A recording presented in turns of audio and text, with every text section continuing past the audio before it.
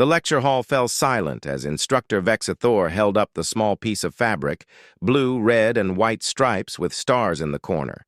His 4 eyes gleamed with what the human students had learned to recognize as contempt. "This," he announced to the Galactic Military Academy's Tactical Philosophy class, "is what your primitive species clings to. Nationalism, tribalism, the very weakness that kept you confined to your single world for millennia while the rest of us explored the stars." Jayla Martinez sat in the 3rd row, her jaw clenched. Around her, the other cadets, Krethian, Yolvian, and Zenthari, watched with varying degrees of interest or indifference. Only Oscar Chen, seated 2 rows behind, caught the dangerous stillness that had come over her. Vexithor produced a small plasma lighter. "Let me demonstrate the futility of such attachments." The flag caught fire immediately, curling and blackening at the edges. The instructor held it aloft as it burned, his mandibles clicking in what passed for Krethian satisfaction. "Symbols of division have no place in—" "Permission to speak, sir." Jayla's voice cut through the room like a blade. Vexithor's antennae twitched. "Denied. As I was saying, with respect, Instructor, you just burned government property during an official academy session. Regulations require I report this unless you can provide pedagogical justification." Her tone was perfectly level, perfectly professional. Oscar suppressed a smile. "Here we go." The Krethian's exoskeleton darkened, a sign of irritation. "You dare—" "I don't dare anything, sir. I'm following protocol. Article 7, Section 3 of the Academy Charter. Would you like me to recite it?" Silence stretched. Finally, Vexithor's translator crackled. "Very well, Cadet Martinez. Enlighten us. Defend this primitive totem." Jayla stood, her movements precise. "You're right that it's a symbol, sir.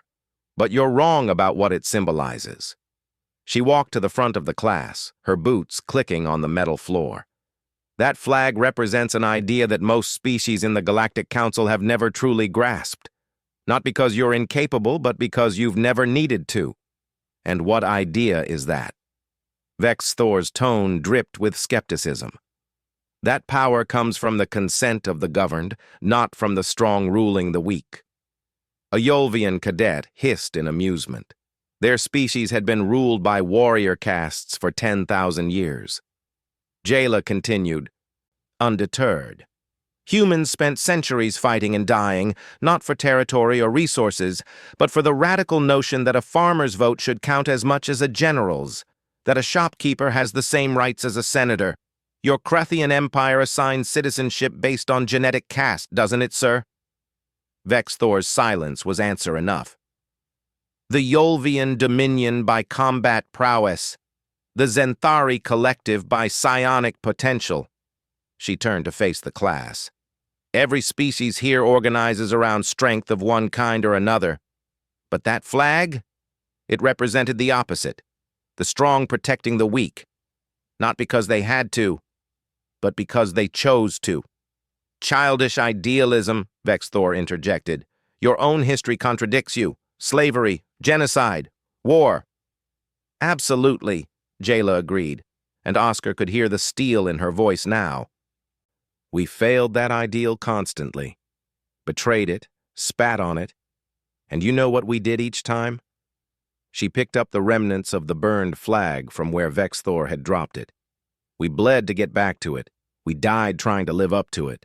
Every civil rights movement, every revolution against tyranny, every soldier who gave their life defending someone else's freedom, they were all reaching for that same impossible standard.